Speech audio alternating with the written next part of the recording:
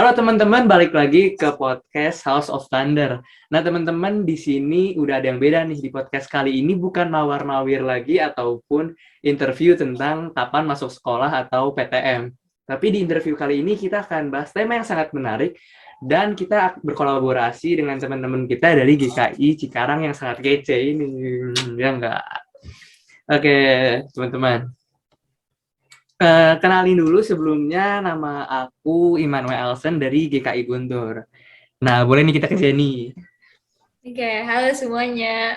Nama aku Jennifer Christy, dipanggilnya Jenny aja. Aku dari GKI Cikarang. Oke, Cijo. Hai semua, aku dari GKI Cikarang juga, salam kenal. Nama aku Josephine Kalista, aku ini ya, paling muda di ruangan ini, enggak juga sih. Iya, aku di GKI Cikarang sebagai pembina ya. Jadi mungkin di sini punya pengalaman berteman gitu ya, udah lumayan luas lah gitu. Wait. Tunggu dulu teman-teman. Sebelum kita lanjut ke podcastnya, aku punya sesuatu yang sangat menarik nih buat kalian. Pembicara kita Cijo punya TikTok yang keren banget. Kita bisa lihat bagaimana pergumulan Kristen, kehidupan Kristen, serta bagaimana tentang kehidupan yang harus kita jalani terutama di budaya populer atau pop culture seperti sekarang ini. Kalian bisa banget lihat TikToknya dan TikToknya akan aku taruh di deskripsi di bawah atau kalian juga bisa langsung cari @Josephine Kalista. Terima kasih. Mari kita lanjut. Oke, jadi teman-teman, kita akan punya topik bahasan yang cukup unik nih di podcast kita kali ini. Kira-kira apa nih? Ada yang bisa nebak nggak? Atau kita langsung kasih tahu aja nih? Langsung dong. Tadi udah ada bocorannya dikit ya. Kayaknya ke spoiler dulu ya. Iya. Oke. Jadi kira-kira apa nih Jan? Judulnya Jan? Judul, temanya dulu deh. Oke, tema. Tema kita hari ini tentang pertemanan dong. Kan tadi udah embel-embelnya pertemanan nih. Benar. Ini pertemanan. Nah, untuk judulnya What a Friend We Have in Jesus. Kayak judul lagu ya. Lagu banget. Nyanyiin dong, bisa nggak? Bisa nyanyiin nggak? Aduh, malas. Nggak tahu.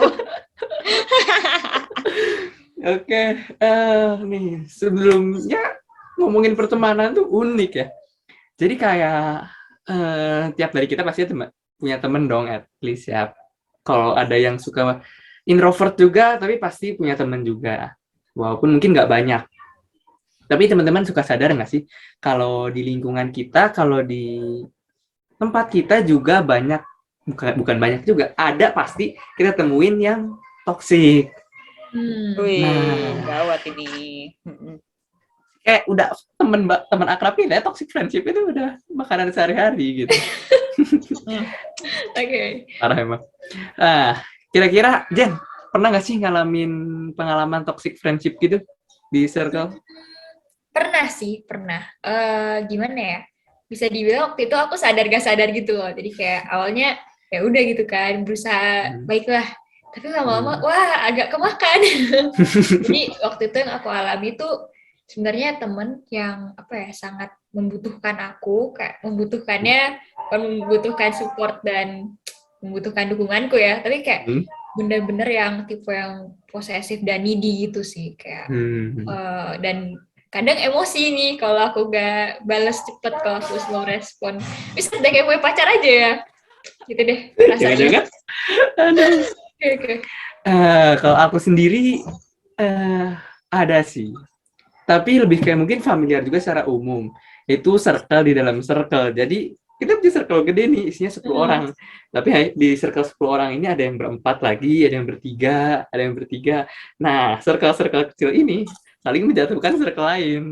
Tapi uniknya, kalau ngumpul, wah langsung akrab itu 10-10-nya. Nggak pakai basa-basi. Lain belakang ya, nusuk dari belakang. Iya, bener sih. Jadi ada bermuka dua gitu ya. Oke. Kayaknya bisa lebih dari 2. Jen, kalau kamu ikut circle-nya dia bersebelas bisa main bola tuh, Jen. Wow. Jadi kiper. Iya. Oke. Pas banget.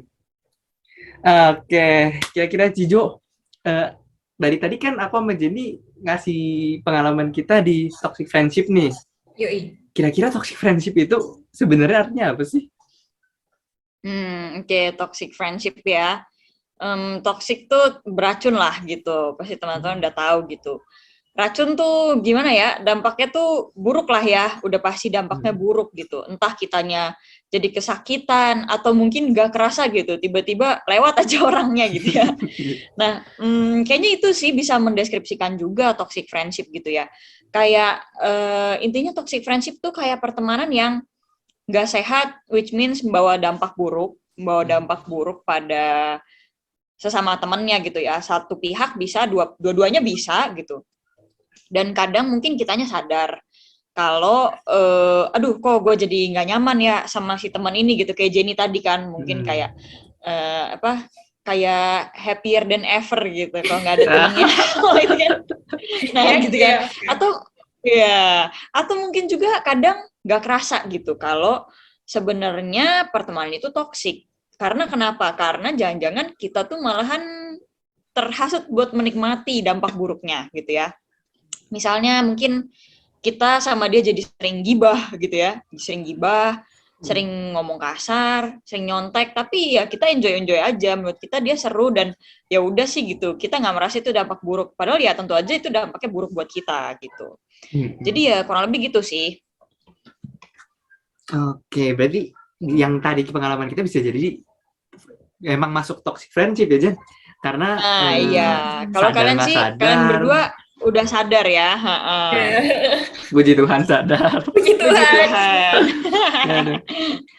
Kira-kira Jen, kita sendiri ya mungkin ada yang sadar nggak sadar nih, bahas yang tadi sadar nggak sadar. Ada hal-hal kecil yang kayaknya sering kita lakuin tapi toxic deh. Oh iya, pasti ada. Bener nggak sih? Ada. Kira-kira kamu apa nih? Kalau yang apa ya? Kalau yang aku lakuin sebenarnya yang aku tuh rada gak sadar sama orang pertama tuh gara-gara apa ya? Aku juga merasa butuh support banget gitu loh. Gitu kan. Jadi kadang aku juga sangat menuntut support balik dari mereka gitu. Jadi mungkin itu ya, aku kadang kurang ikhlas. Kalau ikhlasnya gimana? Kalau aku kayaknya hal paling umum deh. Tapi kayak susah lepas. Gibah. Wah. Itu. Seru ya. Kalau udah gibah biasanya lupa berhenti ya. Gak sadar. Berhenti. Aduh. Remnya buang gitu kalau udah ngomong. Biasanya cara mulai gibah tuh, tahu nggak sih? Iya bener. Pengalaman Tiba-tiba melebar. Tiba-tiba melebar kemana-mana. Bahkan sampai keluarganya tuh kadang ikut kena gitu. Oke, tapi itu nggak baik ya. Jadi kita juga, untung kita sadar nih sehingga kita bisa ngurang-ngurangin. Yes, betul banget. Nah, kita sebagai komunitas gereja juga nih, tentunya kalau ngomongin pertemanan ada dasarnya dong. Pasti ada dong.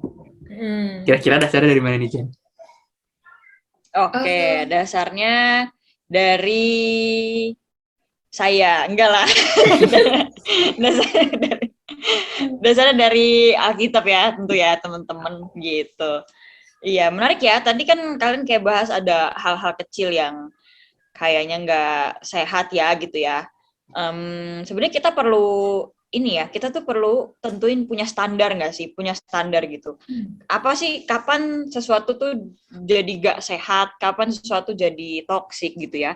Nah, kalau kita pakai kita pakai standar kita masing-masing, ya bisa beda gitu. Mungkin nih kan, Elson mungkin anak baik nih, dia ke gereja seminggu 8 kali gitu kan ya.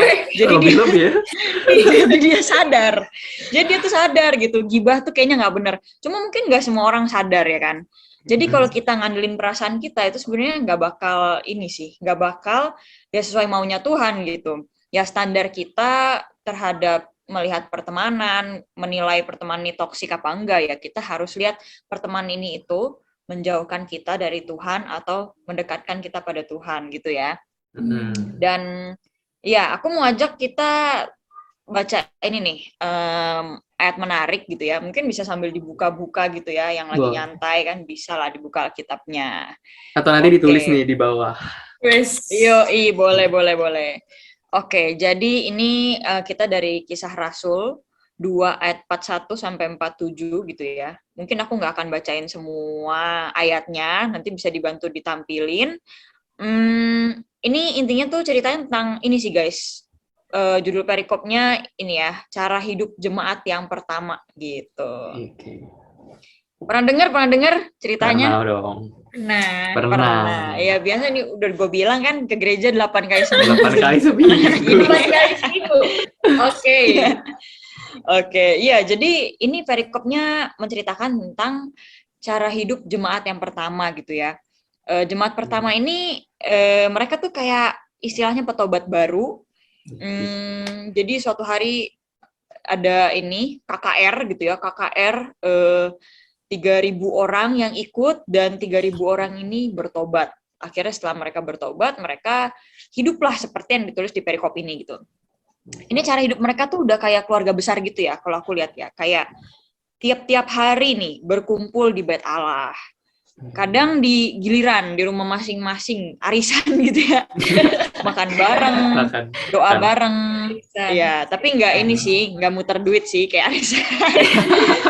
Dikocok dulu. Makan bareng, doa bareng, belajar ini ya, menekuni pengajaran para rasul alias belajar firman dan mereka memuji Tuhan gitu. Itu sih cerita yang menarik ya tentang persahabatan di Alkitab gitu. Oke, jadi emang bahkan persahabatan ini tema yang kayaknya dibahas di Alkitab ya. Berarti bisa kita katakan nih bahwa persahabatan atau pertemanan ini bukan hal yang remeh di hadapan Tuhan juga. Benar. Sampai dibahas di Alkitab soalnya kan. Nah Jen, kira-kira menurut kamu Tuhan mau kita punya pertemanan yang kayak gimana sih? Apa ya? Kalau tadi di awal kita bahasnya soal toxic friendship dong, ya kan? Ya. Ya namanya aja racun. Kalau apa ya? Sesimpel ini sih. Menurut aku Tuhan tuh pengennya kita punya pertemanan yang sehat, ya gak? Sehat. Ya Nah, dong, sehat tuh kayak gimana dong? Kebalikannya ya. Iya, kebalikannya. Sehatnya kayak gimana? Kalau menurut aku sehat itu apa ya? Yang dari yang simple-simple aja kalian cetek-cetek ya. Yang misalnya suportif, tidak gibah. Tidak gibah. Tidak gibah. Gitu sih. Kalau dari Cijo kali ya, kita tanya Cijo kali. Oke, gimana Cijo? Oke, tadi ya sebenarnya tadi kan udah kelihatan nih gimana ada persahabatan yang indah nih antar jemaat gitu ya. Nah ini tuh menarik ya, di sini tuh mereka tuh bersahabat tuh ini nih tertulis nih, itu semua mereka lakukan dengan gembira dan tulus hati gitu. Berarti ya mungkin kadang kita baca ayat ini kita pikir itu mah emang sistem gereja zaman dulu kali kayak gitu, belum ada gedungnya jadi ngumpulnya di rumah gitu ya, bagaimana? Ya udah ada sih, ada bait Allahnya gitu ya. Cuma gini nih, itu semua mereka lakukan dengan gembira dan tulus hati gitu ya, which means mereka ini berelasi, mereka ini berteman itu bukan karena peer pressure gitu ya, kayak aduh gue nggak datang hari ini nanti gue dijudge, atau ikut orang tua gitu, atau mungkin takut masuk neraka kalau jarang ibadah, jarang persekutuan gitu ya, bukan gitu.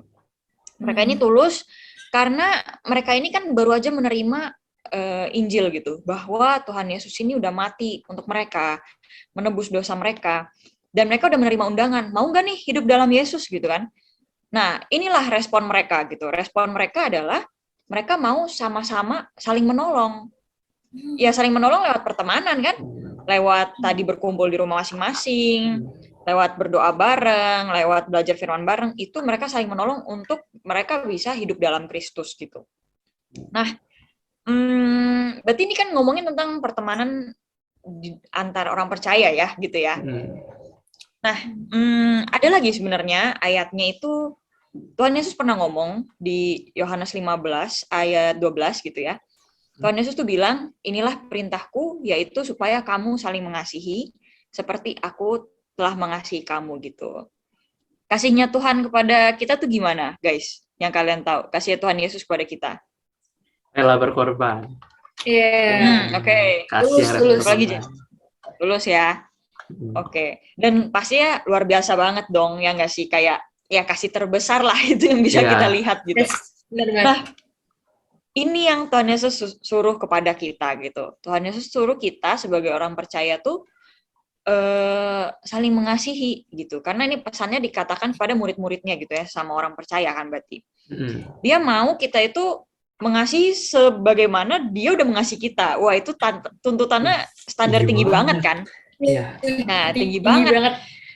Nah, dan benar kata kalian tadi, Tuhan Yesus tuh mau kita apa ya? Berarti mau kita bersahabat dong satu sama lain, ya saling ini kan, saling menajamkan satu sama lain, menghibur, menguatkan gitu. Dan tentu aja dengan penuh pengorbanan, dengan ketulusan gitu, supaya kita itu semakin serupa dengan Kristus gitu. Ya, oke. Nah, mungkin teman-teman ada nih, tahu nggak persahabatan-persahabatan di Alkitab yang ada cerita-cerita persahabatan gitu. Ceritanya siapa sih yang kalian tahu? Ada nggak? Ada yang nih, Jen? Kira-kira siapa ya? Yang ini sih yang paling terkenal sebenarnya ya. Paling yang udah terkenal. kita dimasukin dari zaman-zaman sekolah minggu sampai sekarang. Dua sejoli ya. Dan Jonathan. Dua sejoli bener. Sahabat, ini sahabat yang beneran. Ini ya. Bener. Iya, Daud dan Jonathan. Terus Oke. di perjanjian baru juga Bukan kaidah. rasul-rasul selain mereka ini juga mereka bersahabat ya. Sama-sama ngebangun. Walaupun tak jarang juga mereka kadang ada selisih pendapat ataupun apa, tapi pada dasarnya mereka tetap bersahabat demi membangun kerajaan Tuhan di bumi. Iya. Dan gimana Kak Jo? Dan Betul banget. kayak persahabatan mereka tuh agak ngeri sebenarnya kalau aku Gede gimana? lihat ya. Kenapa Ngeri tuh? gimana? Kenapa tuh? Why? Soalnya nih, misal dua orang berteman, oke lah, kan kayak best friends gitu. Besti. Tapi iya mereka apa ya? Biasanya dalam pertemanan kan ada masalah nih. Kalau masalah misalnya sesama musuh mereka gitu kan, oke lah, oke gitu. Tapi ini bapaknya sendiri guys. Oh iya. Oh, Saul. Daud dan Yonatan ya ini ya maksudnya. Ya, ini yang Daud, yang Jonathan. Bukan Gali dan Ratna, Ci. Beda. Ini lebih indah daripada Jonathan. Walaupun ini bukan percintaan yang apa cowok cewek, ini persahabatan nih. Iya. Tapi wah nggak kalah indah gitu. Wah, Pengorbanannya itu keren sih. Papanya sendiri. keren banget. Maksudnya, iya. Aku ngebayang kok aku turunan sama Ko Elson gitu kan. Kayaknya udah nyangkut ke bapak-bapakan. Terlalu jauh ya. Jauh. Selain ke bapak-bapakan, raja dan ini lagi. Raja yang mau digantikan gitu. Bener, aduh kayak Kalau konteksnya temenan udah- zaman sekarang mah ini ya, ejek-ejekan nama bapak ya. Ini pengalaman. Jangan ikutin guys. kan sama bapak astaga ya. Iya, bener ya. Ini ya, ekstrim ya pertemanannya. Ya mau berkorban lah gitu. Maksudnya saling menolong gitu ya, Daud dan Yonatan tadi ya. Yonatannya ini banget sih, keren dia. Maksudnya padahal kan namanya orang ya pengen lah bapaknya jadi penguasa, otomatis dia lebih berkuasa dong daripada temen lu jadi penguasa ya kan. Tapi dia tuh rela gitu demi rencana Tuhan yang terjadi. Rencana Tuhan kan Daud jadi raja gitu. Dia tuh mau gitu bantuin Daud gitu. Dan bener nih, tadi Alsan sempat sebut rasul ya. Kayaknya persahabatan yang aku lihat menarik itu ini sih, Paulus dan Timotius gitu. Paulus dan Timotius tuh awalnya kayak gini. Paulus itu ibarat kakak mentornya Pak si Timotius gitu. Jadi mungkin ya kayak pendeta sama anak mentorannya gitulah ya. Nah, gitu. Jadi si Paulus itu mendidik si Timotius gitu sampai akhirnya Timotius ini bisa pelayanan juga. Setelah Timotiusnya pelayanan, Paulusnya ini jadi rekan sepelayanan, udah naik level istilahnya gitu ya. Jadi rekan sepelayanan. Terus jadi mereka tuh saling ini banget, saling support gitu ya. mungkin kita lebih ngeliat dari sudut pandangnya Paulus gitu. Teman-teman kalau kepo sama persahabatannya itu bisa lihat di 1 dan 2 Timotius ya.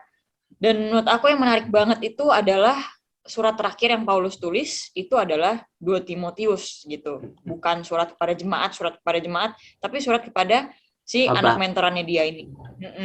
Sahabatnya dia ini gitu. Dan ini menyedihkan karena Paulus ini kondisinya lagi di penjara menunggu hukuman mati, tapi dia malah nulis surat ke sahabatnya. Isi suratnya adalah pesan-pesan terakhir, nasihat-nasihat untuk mendukung pelayanannya si Timotius. Gila ya, bener-bener inilah sampai last moment yang dipikirkan itu membantu sahabatnya gitu. Iya. Membantu sahabat dan membangun ini gereja, keren banget sih Paulus. Iya, betul. Udah gak takut mati kayaknya. Selama pekerjaan Tuhan diutamakan gak takut mati. Yoi, betul. Ya.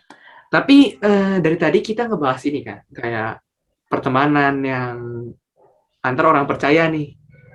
Nah, kalau seperti itu, apakah mengakibatkan pertemanan orang Kristen harus jadi eksklusif? Atau enggak nih? Oke. Iya, kayak eksklusif gitu nggak sih jadinya?